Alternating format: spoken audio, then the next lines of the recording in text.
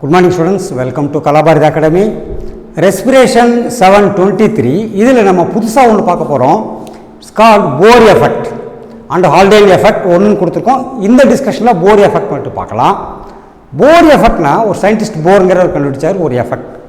அது என்ன அப்படின்னு பார்த்தீங்கன்னு சொன்னால், நார்மலாக டிஷ்யூஸில் பார்ஷியல் ப்ரெஷர் ஆஃப் ஆக்சிஜன் கம்மியாக இருக்கிறதுனால ஆக்சி ஹீமோகுளோபின்லேருந்து ஆக்சிஜன் ரிலீஸ் ஆகி டிஷ்யூக்குள்ளே டிஃப்யூஸ் ஆகுதுன்னு பார்த்தோம். அது ஒன்று மட்டும் ரீசன் இல்லை, கார்பன் டை ஆக்சைடு பார்ஷியல் ப்ரெஷரும் அதில் ஒரு ஃபேக்டர் ரோல் ப்ளே பண்ணுது. அது என்ன, எவ்வளோ ரோல் ப்ளே பண்ணும், அது காரணம் என்ன, அது சொல்கிறது தான் போர் எஃபெக்ட். ஸோ இப்போ நம்ம போர் எஃபெக்டுடைய மீனிங் என்னன்னு சொல்லி பார்த்துடலாம். இப்போ நம்ம டிஷ்யூஸில் என்ன பார்த்தோம்னு சொல்லி சொன்னால், மெட்டபாலிக் ரேட் டிஷ்யூஸில் very high. So carbon dioxide production is very high. So PCO2 is high. இதில் more carbon dioxide is released into the blood stream. Carbon dioxide with water ஏற்கனவே டிஸ்கஸ் பண்ணியிருக்கோம், forms carbonic acid, this H2CO3. இந்த H2CO3 is acted by carbonic anhydrase enzyme present in the RBC, more in the RBC, less in the plasma,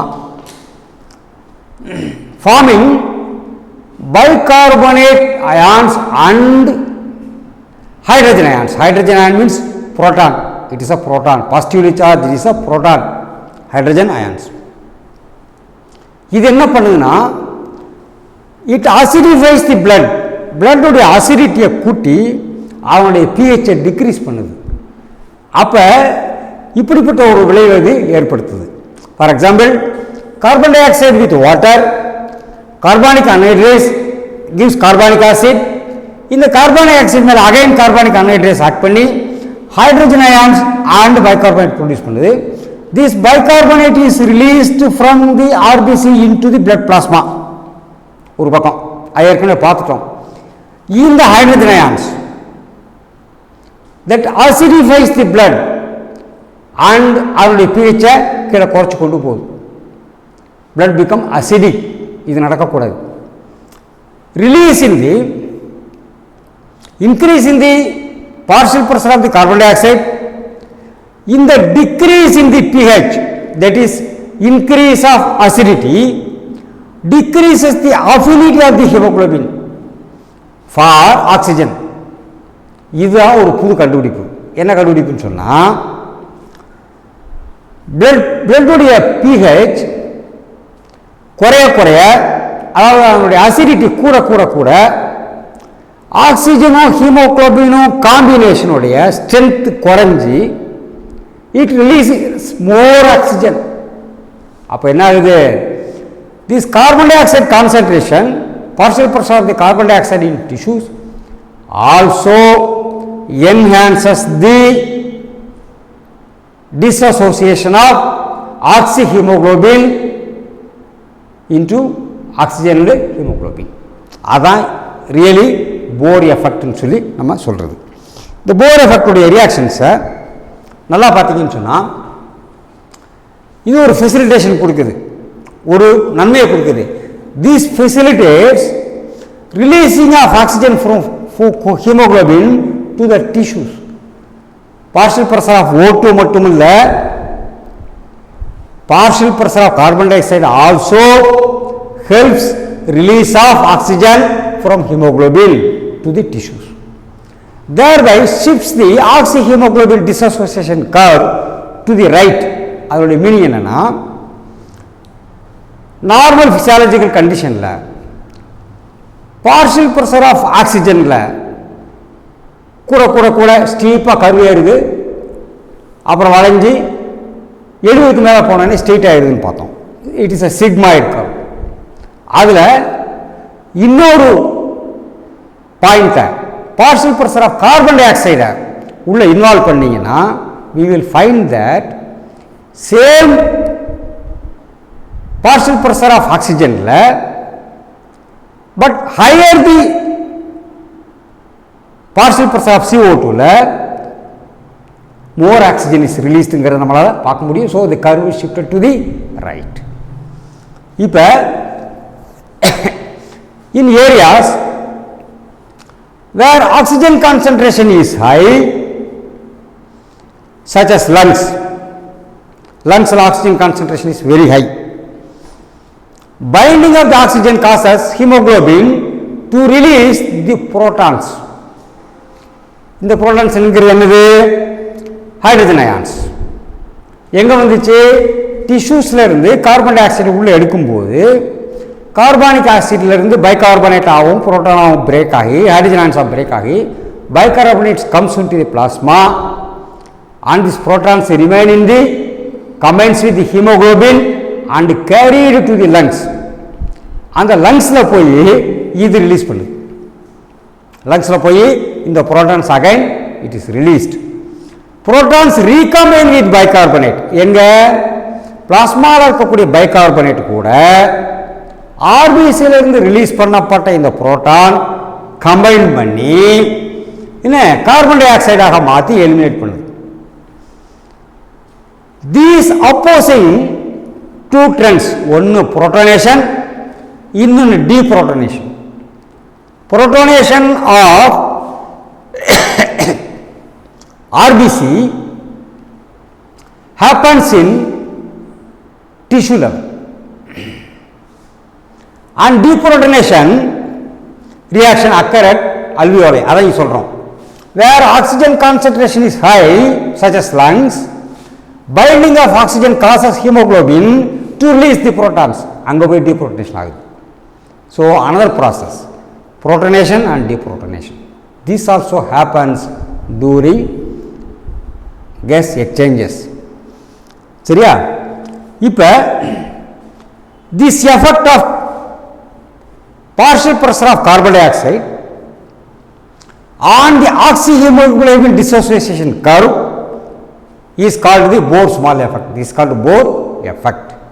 இதை ஒரு diagram வழியாக பார்த்தோம் சொன்னால் இன்னும் கொஞ்சம் புரிஞ்சிக்க முடியும். இந்த டயக்ராம் பார்த்தீங்கன்னா this is lungs, this is tissue, in between blood will transport பண்ணும். In between blood is being transported. இந்த tissuesல more carbon dioxide produce ஆகணும்னே during because of catabolism it enters into the blood, combines with water forming carbonic acid. RBCயில் இருக்கக்கூடிய carbonic acid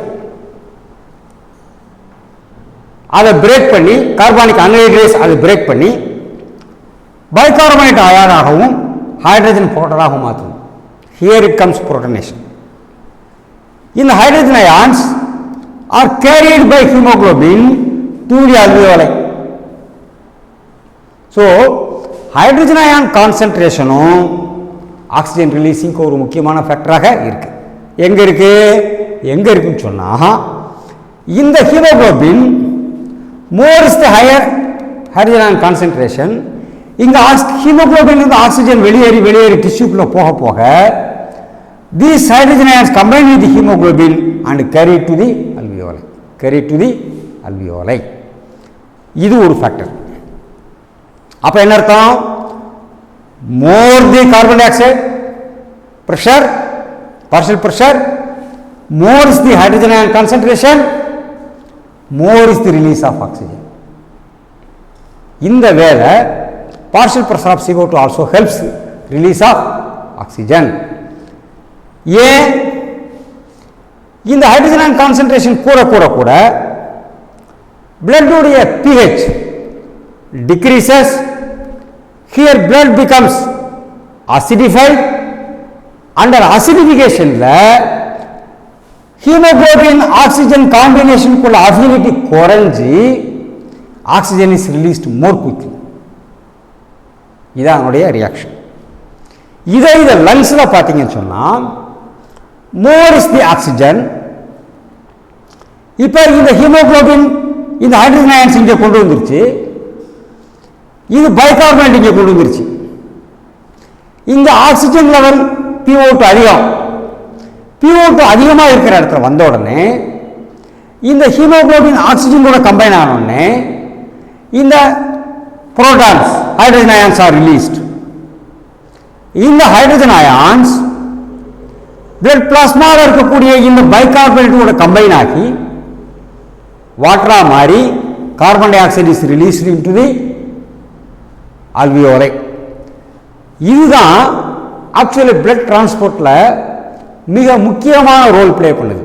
இல்லைன்னா என்ன ஆகும்னா வெறும் partial pressure of oxygen இது மட்டும்தான் காரணம், இங்கேயும் பார்ஷியல் பிரஷர் ஆஃப் ஆக்சிஜன் மட்டும்தான் காரணம், இங்கே partial pressure of carbon dioxide மட்டும்தான் காரணம், இங்கேயும் partial pressure of the carbon dioxide மட்டும்தான் காரணங்கிற கணக்கு எடுத்தோம்னு சொல்லி சொன்னால் நம்ம பாடியில் ஒரு particular area, for example thigh muscle பயங்கர ஸ்பீடாக ரன் பண்ணுறீங்க, தை மசிலில் இருக்கிற ஆக்சிஜன் பூரா யூஸ் ஆகி காலியாகி ஹைபாக்சியா ஸ்டேஜ் வர்ற மாதிரி வந்துடக்கூடாது.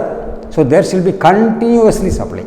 ஸோ இந்த அசிடிட்டி, இங்கே உண்டான பிளட் அசிடிட்டி இங்கே இந்த ஹைட்ரஜனை ரிலீஸ் பண்ணி கண்டினியூஸ்லி இட் இஸ் ஸ்டெபிலைஸ்ட். பிளட்டோடைய மோர் அசிடிட்டியாக போயிடக்கூடாது, மோர் லெவல் கீழேயும் போயிடக்கூடாது. This way continuously it is stabilized. Now see what happens in tissues, that is called Bohr effect. They use O2 in respiration and produce carbon dioxide at the tissue level. Carbon dioxide diffuses into the RBC. RBCs have hemoglobin. Carbonic anhydrase converts to bicarbonate. This bicarbonate is released into the plasma and produces protons, hydrogen ions. CO2 plus H2O, HCO3 ions plus hydrogen ions. Low pH, இங்கே acidity வந்துருச்சு, low pH induces the hemoglobin to release oxygen, induces the hemoglobin to release more oxygen to the tissues. So partial pressure of CO2 also plays a role. அதை இன்னொரு வழியில் சொன்னோம், hydrogen ion concentration. This is called Bohr effect. Next டிஸ்கஷனில் we will see what is Haldane effect. Thank you, students.